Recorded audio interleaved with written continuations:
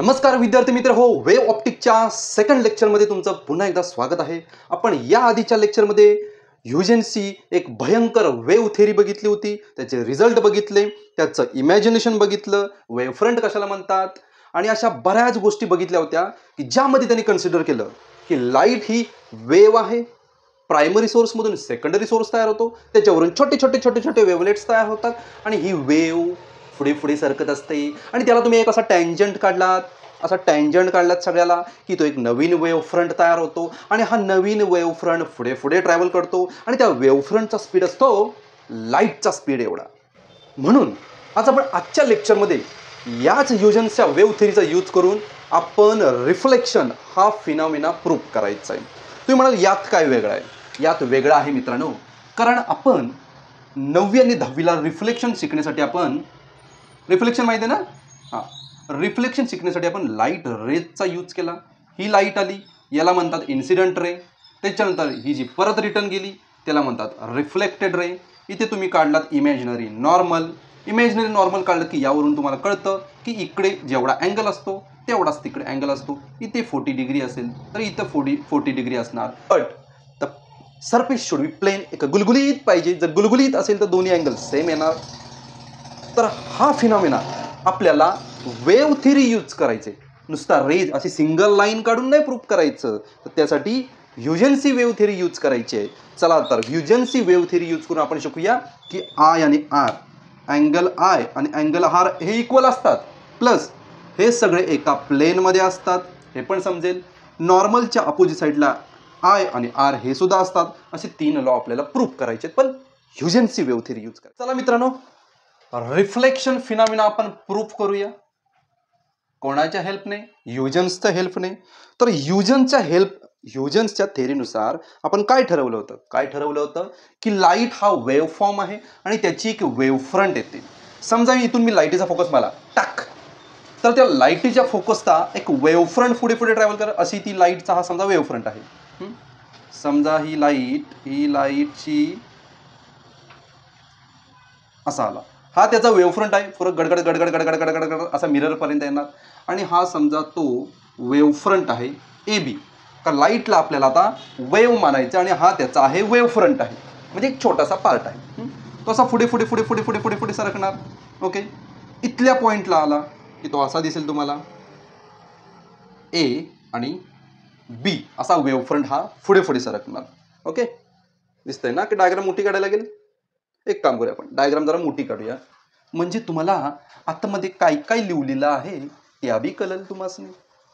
हे बघा, इथून इथपर्यंत एक वेव फ्रंट काढूया. या डिस्क्याव. ओके, इकडनं बघा, ही ए बी नावाची वेव फ्रंट आली. ए बी ती इथं पोचली. ए बी नावाची वेव फ्रंट. आणि वेव फ्रंट नेहमी रेजला परपेंडिक्युलर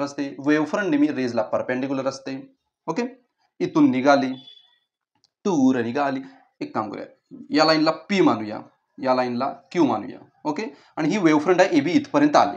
ओके, आता बघा ह्युजेन्सच्या वेव थेरीनुसार आता इकडचा पार्ट आहे तो सरफेसपर्यंत पोहोचलाय. हा पार्ट अगोदर रिफ्लेक्ट होणार, कारण या पार्टला अजून ट्रॅव्हल करायचे, एवढं डिस्टन्स ट्रॅव्हल करायचं आहे. ओके, पण बघा इथून याचं रिफ्लेक्शन होणार आणि हा इकडे निघून जाणार, बरोबर. पण तोपर्यंत हा इथपर्यंत ट्रॅव्हल करणार. पण इथून कुठपर्यंत जाणार हे जर तुम्हाला काढायचे असेल तर बघा, दिक्कता हूं आपको इधर झोल जाल है. बघा, इथून दोन्ही वेव फ्रंट आली, बरोबर. आता हा इथे जाईपर्यंत हा रिफ्लेक्ट होऊन इथे पुढे झाला. हे बघा, दोन्ही सोबत आले. आता या पॉईंटला, ह्या ब्ल्यू कलरला आता रिफ्लेक्शन व्हावं लागेल, पण याला नाही, कारण हा अजून पोचलेलाच नाही.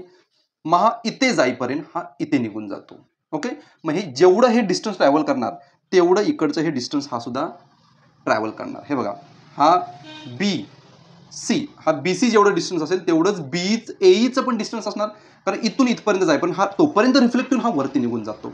ओके, समजा मी इथे नॉर्मल ड्रॉ केली, इथून आली आणि हा असा निघून गेला. ओके, इथे आता बघा, हा ए पासून ए इज इक्वल टू बी आणि सी, हे दोन्ही इक्वल असणार, कारण लाईटने सेम स्पीड ट्रॅव्हल केलाय. इथून इथून एक नवीन वेव फ्रंट तयार होणार, कारण हा रिफ्लेक्ट झाला ना या डिस्क्याव. वळली आणि इकडे निघून जाणार. इकडून हा परत असा रिफ्लेक्ट होणार, हा परत इकडे रिफ्लेक्ट होणार आणि ही नवीन वेवफ्रंट जी रिफ्लेक्ट होऊन जाणारी वेवफ्रंट आहे. हा झाला अँगल आय आणि हा झाला अँगल आर आणि आपल्याला हेच प्रूफ करायचं आहे की अँगल आय आणि अँगल आर हे दोन्ही इक्वल असतात. आता बघा याच्यामध्ये आपण थोडीशी जिओमेट्री यूज करूया. हा 90 डिग्री आहे कारण ही ई सी नावाची नवीन वेवफ्रंट आहे ती या रेजला, या दोन्ही रेजला परपेंडिक्युलर असणार. ओके, आता बघा हा आय आहे. ओके, आता अँगल आय आहे कुठे गेलं, ही ए बीला परपेंडिक्युलर आहे. हा बघा हा जो अँगल आय आहे ना, अँगल आय ते ए बी याला परपेंडिक्युलर आहे. मग हा पूर्ण झाला 90 डिग्री, हा झाला 90 डिग्री, त्याच्यातला आय हा निघून गेला. मग हा उरलेला असेल, हा उरलेला एन ए बी हा 90 मायनस थिटा असणार. हा आय हा पूर्ण 90, त्यातला हा थोडासा आय, मग हा उरलेला किती असेल 90 मायनस थिटा, हा 90 मायनस थिटा झाला. ओके, आता बघा ही जी व्हर्टिकल लाईन आहे आणि ही लाईन आहे, हा परत 90 आहे. गिजबाड होते जरा, पण काय करणार, हा एन एन ए सी हा 90 आहे. त्याच्यातला हा वरचा जो उरलेला आहे हा इथून इथपर्यंत आत्ता प्रूफ केला की 90 मायनस थिटा आहे. हा जर 90 मायनस थिटा असेल तर हा उरलेला थिटा असणार, म्हणजेच का हा अँगल आपण आय प्रूफ केला. ओके, हे बघा फ्रॉम जिओमेट्रीवरून काय समजणार, P A N angle P A N is equal to B A C हा 90 आता प्रूफ केला आपण. Angle B A C is equal to angle I, हे जिओमेट्रीवरून प्रूफ केला.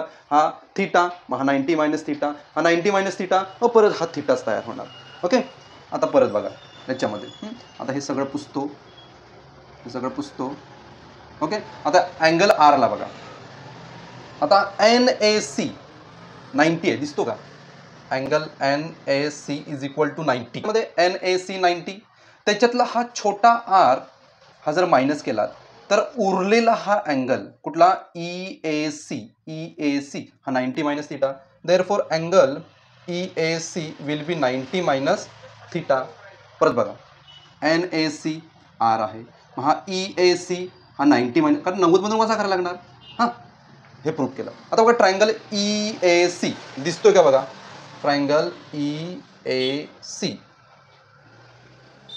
इन ट्रायंगल, हा जो ई ए सी नावाचा जो ट्रायंगल दिसतोय, ई एस सी नावाचा, हा बघा हा ई एस सी नावाचा जो ट्रायंगल दिसतोय, याच्यामध्ये बघा मी सगळ्या अँगलची ॲडिशन काढतो. ओके, त्यातला हा आत्ता प्रूफ केला, हा इथून ते इथपर्यंत कुठला, E A C angle E A C plus हा वरचा अँगल ई प्लस हा कोपऱ्यातला अँगल ई झाला आणि हा कोपऱ्यातला अँगल सी, हा अँगल सी, या सगळ्यांची ॲडिशन 180 असणार, हे तरी मान्य आहे, ट्रायंगलची 3 ॲडिशन. आता ई एस सी हा 90 मायनस थिटा वरती प्रूफ केलंय, हा बघा 90 minus theta plus angle E, ही तर क्लिअरली 90 डिग्री दिसतोय, प्लस अँगल सी तुम्हाला कॅल्क्युलेट करायचं आहे. ओके, आता बघा हे 90 आणि 90 180ला तिकडे नेले तर मायनस होईल, मग इकडे राहिला 0. इकडे एक काम करतो, इथे हा थिटा लिहिला आहे, हा 90 मायनस थिटा म्हणजे आर, 90 मायनस आर आहे, 90 मायनस आर. ओके, 90 180 तिकडे गेला, मायनस केले 0 आला, राहिलं काय negative R plus angle C. Therefore angle C is equal to R. याचाच अर्थ काय, हा जो अँगल असेल तोच हा अँगल असणार. समजलं, इथला या ट्रायंगलमध्ये आय भेटला आणि या ट्रायंगलमध्ये आर भेटला. आता बघा थोडंसं कॉम्प्लेक्स आहे, 2 ट्रायंगल कन्सिडर करतो. एक ट्रायंगल घेतो बी ए सी, दिसला का बघा angle, triangle B S C and दिसला बी ए सी इकडचा ट्रायंगल, आणि दुसरा C E A triangle C E A, या 2 ट्रायंगलमध्ये आता मला सिमिलरिटी दाखवायची, काय काय सिमिलर आहे, तर दोघांचा बेस सेम आहे, A C. Okay, A C is equal to A C, common base आहे. परत इथे पण 90 दिसतोय, इथे पण 90 दिसतोय. Angle E is equal to angle B, हे पण दोघं 90 आहेत. अजून एक गोष्ट आहे, हे बघा एई आणि बी सी इक्वल आहेत कारण दोघांनी सेम स्पीड ट्रॅव्हल केलाय. Okay, A E is equal to B C कारण दोघांनी सेम स्पीड ट्रॅव्हल केलाय. जर 3 गोष्टी सेम असतील तर हा ट्रायंगल कुठला, बी एस सी, हा सिमिलर असणार कोणाशी, सीई ए. आता ह्याच्यामध्ये ईला बी इक्वल आहे, ई. ओके, ई CA, दोन ट्रायंगल सिमिलर सॉरी. तर दोन ट्रायंगल जर सिमिलर असतील तर त्याचे करस्पॉन्डिंग अँगल पण सेम असणार. देअरफॉर अँगल इकडचा आय, हा जो आय आहे ना, angle I is equal to या ट्रायंगल मधला कुठला BAC मध्ये हा छोटा आहे आणि CEA मधला हा अँगल आर हे दोन्हीही इक्वल असणार. आणि इनडायरेक्टली आपण प्रूव्ह केलं की जेवढा अँगल ऑफ इन्सिडेंट असेल तेवढाच अँगल ऑफ रिफ्लेक्शन असणार आहे. थोडं कॉम्प्लेक्स आहे समजायला. व्हिडिओ पुन्हा रिपीट करा, स्वतः डायग्राम काढा, स्वतः डायग्राम करून त्याच्यात एक एक गोष्टीचा विचार करा की इथला आय असेल तर इथला आय का आला, इथे आर असेल तर इथे तोच सेम अँगल कसा काय आला.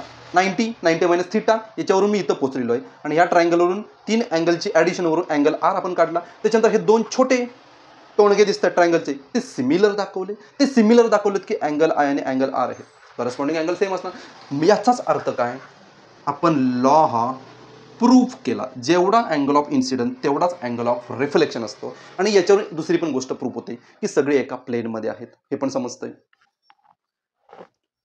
angle of incident, rays A, rays R, normal, all lie in the same plane. Also angle of incident and angle of reflection are opposite side of the normal.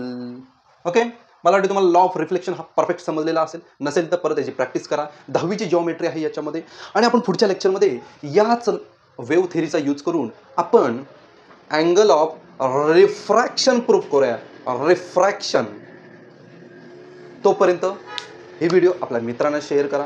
आमचं channel grow होण्यासाठी मदत करा. जर चॅनलची चांगली growth झाली, तुम्ही share केलेत, तर मी प्रत्येक टॉपिकचे न्यूमरिकल एकदम सोप्या पद्धतीने घेईन, तुम्हाला एक्झामसाठी हेल्पफुल. भेटूया पुन्हा एकदा पुढच्या व्हिडिओमध्ये.